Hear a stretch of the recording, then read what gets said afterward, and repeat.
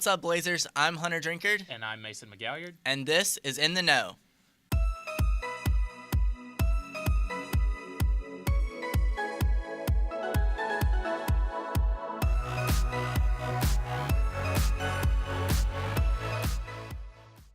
First up this week is a proposed change to Alabama's marriage laws. Originally, if you lived in Alabama and you wanted to get married, you would first have to get authorization from a person who's authorized to perform marriages from somebody like a minister, and you would also have to get a marriage license. Under this new law, both parties would simply have to sign a marriage affidavit, which would be given to the probate judge for record-keeping purposes only. This legislation is proposed by State Senator Albritton of District 22, passed the Senate last week, and is now going to the House for a vote. Also this week, Governor Kay Ivey has expressed her disapproval of a proposed amendment that would significantly alter the duties of the lieutenant governor, the office that Ivey held before assuming to the governor's seat in 2017. Currently, the lieutenant governor presides over the Senate and casts the deciding vote in the case of a tie, as well as makes appointments to several state boards. This legislation would give those duties to a president that is elected by the senators themselves. The lieutenant governor's role would then be focused more on helping the governor with special events such as ribbon cuttings and, of course, assuming to the position of governor in the case of resignation, death, or removal from office.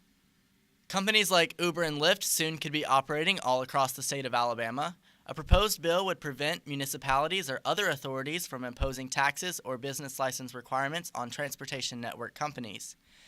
This bill would instead allow for these companies to simply file for a permit with the Public Service Commission. They would also be required to collect a user fee from those that use the app, and that fee would be distributed back to the Public Service Commission and eventually to the city or municipality in which the ride originated. This bill comes after several cities across the state of Alabama have imposed harsh taxes and business license requirements in order to keep these companies out of their cities. And Alabama has a new justice on the state Supreme Court. Last week, Governor Kay Ivey appointed Houston County Circuit Judge Brad Mendheim Jr. to the position. That seat was vacated by former Justice Glenn Murdoch, who resigned on January 16th. Murdoch's resignation comes after rumors that he is considering a run for the Senate in 2020. In a statement released by the governor's office, he stated that he hoped to, quote-unquote, explore other professional opportunities.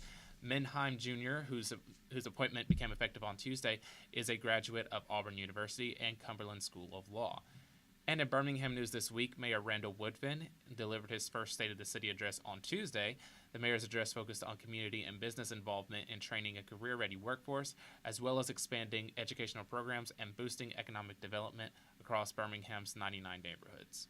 Well, 2018 is an election year here in Alabama, and that means several high-profile positions will be up for grabs across the state, including the governor's seat.